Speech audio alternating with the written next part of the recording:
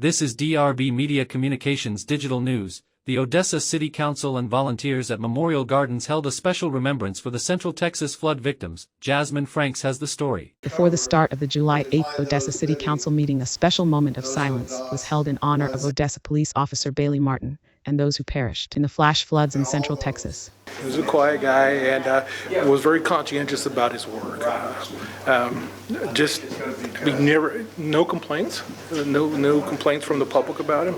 Just one of those guys that, as you hear more stories about him from his coworkers, just one of those stand-up guys. Everyone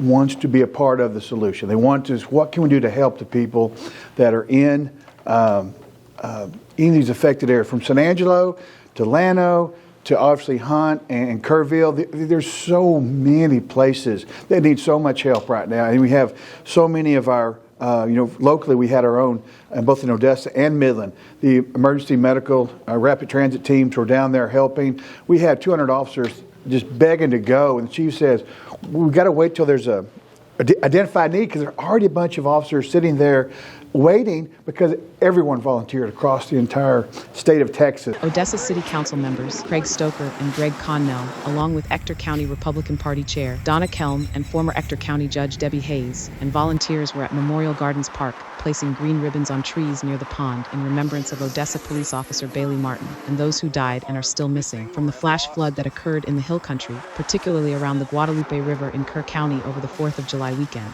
Our way of being able to honor those at Camp Mystic and those throughout the Guadalupe that lost their lives through the flood. We are coming together as a community to tie green ribbons, because that was Camp Mystic's color, green. And then we're going to add pink ones to it for all the little girls. The thing that impresses me, not when we have a tragedy as such, but is the turnout of the folks in Texas, from our fire and rescue to also just the volunteers. They're always there. There's almost immediately boots on the ground. We want everybody to know that Odessa is behind every volunteer that's down there.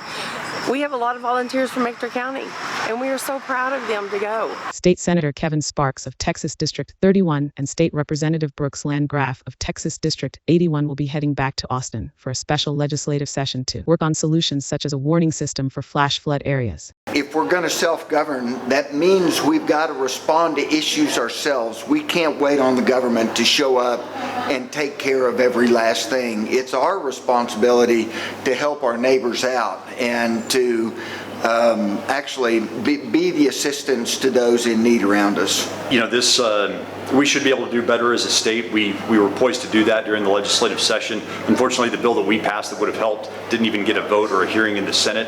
And that happens a lot, but particularly after a tragedy like this, it's just makes it really hard to stomach. But the good news is we are going to be in a special legislative session starting July 21st, and Governor Abbott, who gets to set the agenda for those special legislative sessions, has already indicated that he wants something very similar to House Bill 13 on that agenda. A special candlelight vigil is scheduled for Friday, July 11th at around 6 p.m. at Memorial Gardens Park, located at 42nd Street and JBS Parkway. For DRB Media Communications Digital News, I'm Jasmine Franks. Thanks for following us on social media, YouTube, and at DRB Media Communications Digital News.tv. I'm David Gomez. Thanks for watching.